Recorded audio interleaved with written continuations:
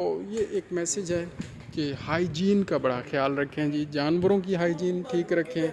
اور خود اپنی ہائیجین، اپنی صحت، اپنی صفائی کا بھی خیال رکھیں۔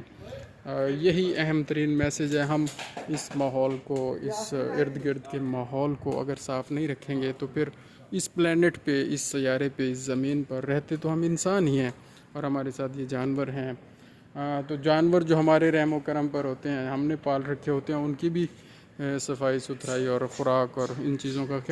خیال رکھنا ہمارے ذمہ ہوتا ہے۔ تو اس پلینٹ کو ہم نے خراب نہیں کرنا، جو کہ کیا جا رہا ہے۔ اب دیکھیں 7 ارب یا 8 ارب جتنے بھی لوگ ہیں، صبح اٹھنے کے بعد جناب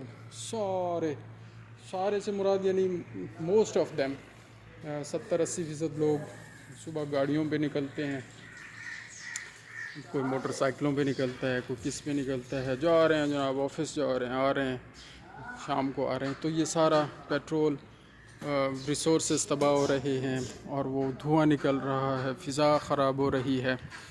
اور جناب علی مختلف ملز لگائی جا رہی ہیں، فیکٹریاں لگائی جا رہی ہیں۔ اور اب تو ظلم یہ بھی ہوتا جا رہا ہے کہ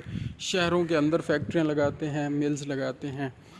شوگر ملیں لگاتے ہیں، اور پھر ان کی جو چمنی ہوتی ہے اوپر، اس کو بھی ایسا بناتے ہیں کہ اس کے اندر کوئی فلٹر شلٹر نہیں لگاتے، وہ سارا دھواں کالا خطرناک سا، اور سارا اسموک، اور سارا جناب اس کے اندر جتنی بھی ڈسٹ ہوتی ہے، ایش ہوتی ہے، وہ ساری اڑ کے اس پورے ایریا میں، اس پورے شہر میں پھیلتی ہے اور ان کے گھروں میں گرتی ہے، اور فضا میں اتنی زیادہ پولوشن ہوتی ہے کہ پیدل چلنا اور موٹر سائیکل پہ سفر کرنا اس ایریے میں مشکل ہو جاتا ہے۔ وہ ڈسٹ، وہ ایش، وہ آنکھوں میں جاتی ہے، منہ کے ذریعے، ناک کے ذریعے اندر جاتی ہے جسم کے اندر، اور کھانسی، نزلہ، زکام، آنکھوں کی بیماریاں اور اس طرح کے بہت سارے مسائل ہوتے رہتے ہیں۔ یعنی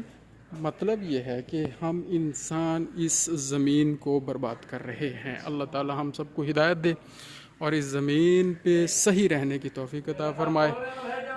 اس کے ریسورسز کو صحیح استعمال کرنے کی توفیق عطا فرمائے اور اس کے ریسورسز کو خراب کرنے سے بچائے رکھے۔ تو جتنا کوشش ہو سکے ہم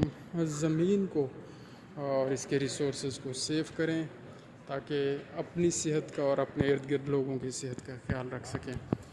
جزاک اللہ خیر، اللہم صلی علی محمد و آل محمد وعجل فرجہم۔